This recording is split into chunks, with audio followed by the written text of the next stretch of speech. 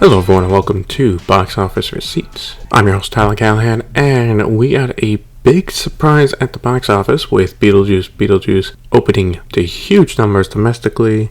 We got film updates, streaming updates, and more. So let's start with the domestic top 5. Opening in first place is Beetlejuice Beetlejuice with $111 million. Dropping to second place was Deadpool and Wolverine with $7.2 million for a total of $614 million. In third place was Reagan with $4.8 million for a total of $18.1 million. Fourth place was Alien Romulus with $3.9 million for a total now of $97.1 million. And in fifth place was It Ends With Us with $3.7 million for a total of $141.3 million. So Warner Brothers had a great weekend thanks to Beetlejuice Beetlejuice, as people were clearly excited to go out and see it. It's the best opening for the studio this year, passing Dune Part 2, and is the third biggest opening domestically this year. I will say I was a bit surprised over the last few weeks. See, tracking for this improved to the point where we knew it was going to do at least $100 million, but hey, it made it fun to see how the opening weekend was. As for its reception, it has a Rotten Tomato score of 76%, and from audiences a B+ cinema score. So reception is positive, but not super strong. Depending on how next weekend goes, I can still see this passing $200 million domestic. Overall, a strong start to the fall season, and for Warner Brothers, a much needed win after their rough summer. In China, Go for Broke moved up to first place with $5 million for a total of $53.6 million. Dropping to second place was Alien Romulus with $4.5 million for a total now of $101.3 million. Third place was How to Make Millions Before Grandma Dies with another $2.5 million for a total of $14.9 million. And fourth place was Successor with $2.4 million for a total now of $464.7 million. And in fifth place was Untouchable for $1.7 million for a total of $23.3 million. Alien Romulus really had a fantastic run in China. And in other Hollywood film news, Venom: The Last Dance was approved and will come out October 23rd. The first one was big over there back in 2018, while Venom: Let There Be Carnage did not have a theatrical release when it came out back in 2021. So the numbers for the end of the trilogy will be interesting.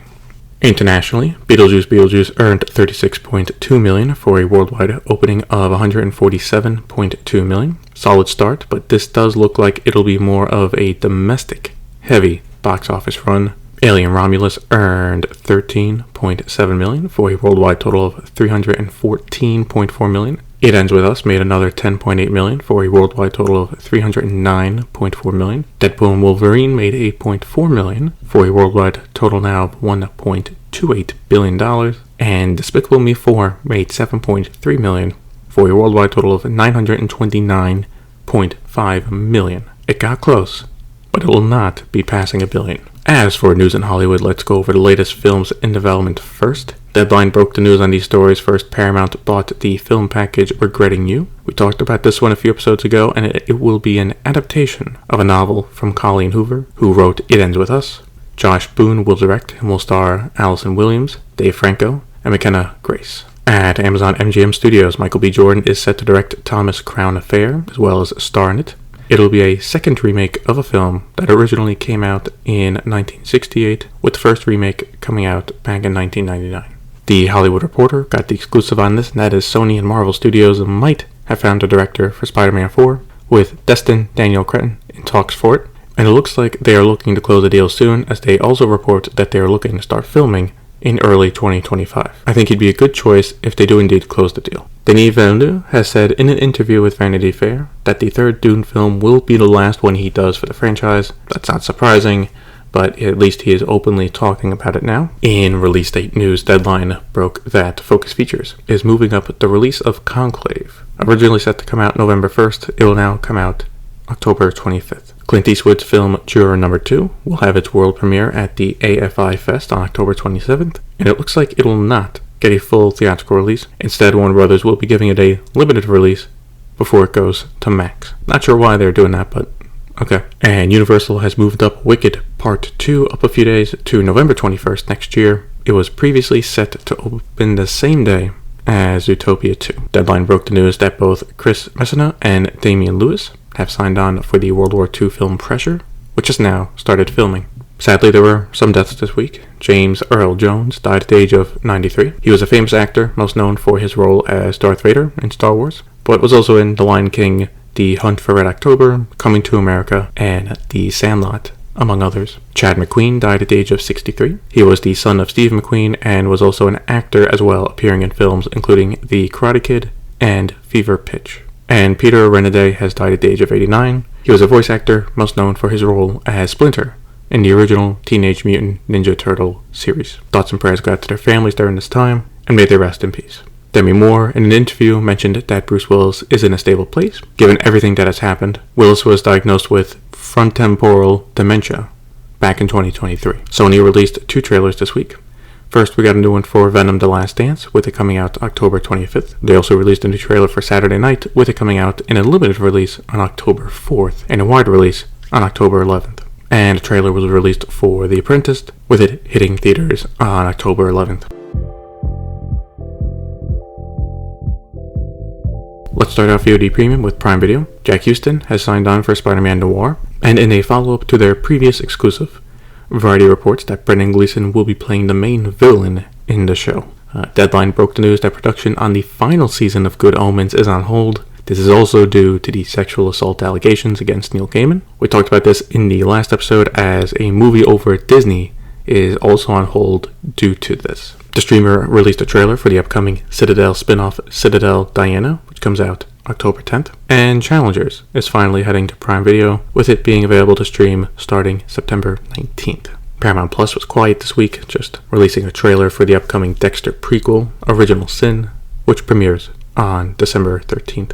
Disney has reached a deal with DirectTV over a new carriage agreement. This comes after an almost 2-week blackout where DirectTV customers were not able to watch ESPN and other Disney channels. As part of the deal, it seems DirectTV will get most of what they want, with them mentioning in a statement that they will be able to now offer genre-specific package options including sports, entertainment, and family. They will also be adding Disney Plus, Hulu, and ESPN Plus to select packages. And while not clear, I expect that to be the ad-supported versions. And also for next year, it was mentioned that they will also be able to distribute the upcoming ESPN standalone service to their customers at no additional cost. I'm curious how that is going to work out. Here's part of the joint statement that they released. Quote, "Through this first-of-its-kind collaboration, DirectTV and Disney are giving customers the ability to tailor their video experience through more flexible options. DirectTV and Disney have a long-standing history of connecting consumers to the best entertainment, and this agreement furthers that commitment by recognizing both the tremendous value of Disney's content and the evolving preferences of DirectTV's customers." End quote. And so ends the ugliest carriage dispute in some time. While these disputes have had a lot of tension over the last few years, with cable customers continuing to leave for streaming only, this one was pretty bad with the blackout, and DirectTV even complaining to the FCC. At least now it's done, and both companies can move on. Disney announced that Inside Out 2 will be available to stream on Disney Plus starting September 25th, and Deadline broke the news on both these stories. For Disney Plus, a new holiday short is coming soon called An Almost Christmas Story. It is directed and written by David Lowery. The animated short will come out later this fall. And they also report that Hulu has bought the film Nutcrackers. This is the family comedy directed by David Gordon Green and stars Ben Stiller. Hulu plans to release it during the holidays. At Netflix, Happy Gilmore 2 has started filming, and The Hollywood Reporter broke the news that Bad Bunny will be in the film in an unknown role. In a casting update for a new limited series, John Berthel and Pablo Schreiber have signed on for His and Hers. They join Tessa Thompson, who is also starring in it, and filming will begin later in the fall. We got the Netflix top 10 for the week of September 2nd to the 8th. For English films, Rebel Ridge came in first place with 31.2 million views. The Deliverance came in second with 21.8 million, and in third place was The Union with 8.3 million views. For English TV shows, The Perfect Couple came in first place with 20.3 million views. Season 1 of Worst Ex Ever came in second place with 7.2 million views, and in third place was Chaos with 5.9 million views. Lucas Shaw from Bloomberg broke this, and that is Netflix wants to try and get live episodes of Hot Ones. This is the interview series on YouTube where both the host Sean Evans and guests eat hotter and hotter wings, as they try to answer questions. Shaw reports that talks are in the early stages, but the idea would be that BuzzFeed, which owns Hot Ones, would produce a few episodes specifically for Netflix, and of course, they would be live. I'm curious how that's going to go if it does happen, since they are normally recorded and uploaded. The streamer released a trailer for It's What's Inside. This is the horror thriller film from Greg Jardin that they bought back at Sundance earlier in the year. It comes out October 4th.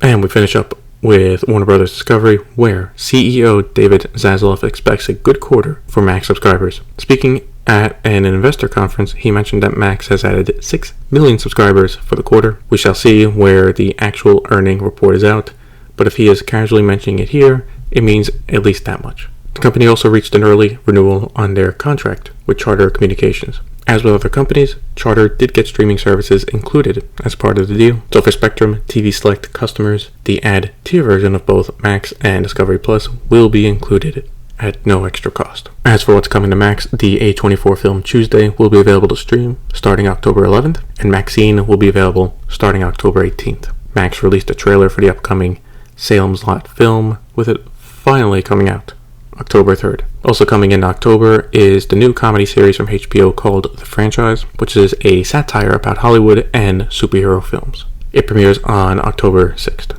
HBO also ordered 2 new comedy series, one from Tim Robinson called The Chair Company. He is co-creator with Zach Kahn, also a co-creator, and Robinson will also star in it as well. The second series is currently untitled and comes from Rachel Sennott, who will also star in it as well. And that's it for this episode of Box Office Receipts. If you want to follow me on Blue Sky, Threads, or Instagram, links to those are in the show notes. Thank you for listening, and see you next time.